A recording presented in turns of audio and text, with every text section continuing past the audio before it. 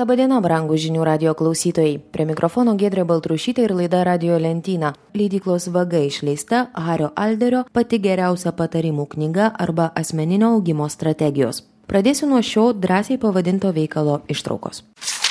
Mes visi turime šį mąstymo gebėjimą ir dažnai bei veiksmingai juo naudojamės. Ar tai būtų nerimas, fantazijos, grįžimas mintimis į praeitį, ar kažko tikėjimasis, jūsų įsivaizduojamas patyrimas sukelia tokią pačią būseną kaip ir reali patirtis. Taigi, jūs galite kurti ar perkurti vidinės išorinės realybės reprezentacijas. Tiesą sakant, toms kelioms akimirkoms galite paversti savo vidinę realybę ne mažiau realia nei tikrasis išorinis pasaulis. Taip atsitinka, kai jūs, pavyzdžiui, giliai susimastote ir nereaguojate į jūsų supantį pasaulį, bet labai gerai suvokiate, kas vyksta jūsų smegenyse.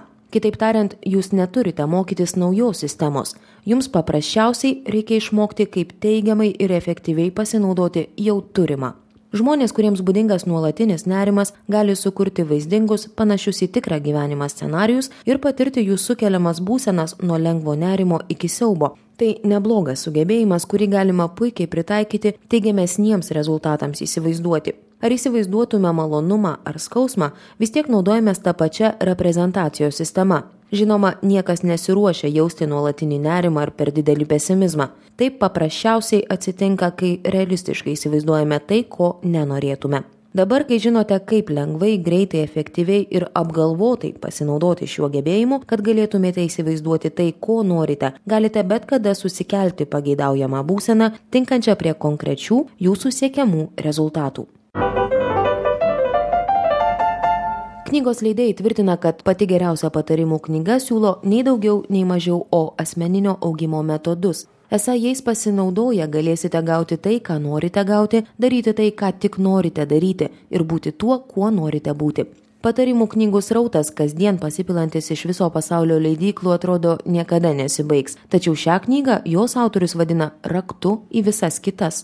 Dauguma patarimų knygų žada kokius nors konkrečius tikslus, pavyzdžiui, puikias ispanų kalbos žinias ar pajamas su 6 nuliais, tačiau Alderis tvirtina, kad be tinkamų įsitikinimų sulaukti sėkmės nelengva. Savo veikale Haris Alderis atskleidžia asmeninių pasiekimų procesą. Jis parodo, kad naudodamasis keliais paprastais metodais, žmogus gali maksimaliai panaudoti galingą jam suteiktą mechanizmą – smegenis, pritaikyti tikslų siekimo sistemą, savo sėkmės tikimybei padidinti, motyvuoti save, kontroliuodama savo dvasinę būseną, panaudoti įgimtą kūrybingumą ir kliūtis paversti galimybėmis. Haris Alderis yra patyręs verslo konsultantas ir mokslo apie sėkmę ekspertas. Jis yra dirbęs su daugybė įvairių organizacijų, siekdamas padėti jų darbuotojams maksimaliai išnaudoti savo potencialą. Be to jis yra daugelio knygų apie vadybą ir mąstymo gebėjimus autorius. Išsamiai apie Hario Alderio siūlymus, kaip sugauti sėkmės paukštę, sužinosite perskaitę leidyklos Vaga išleistą jo knygą Pati geriausia patarimų knyga asmeninio augimo strategijos.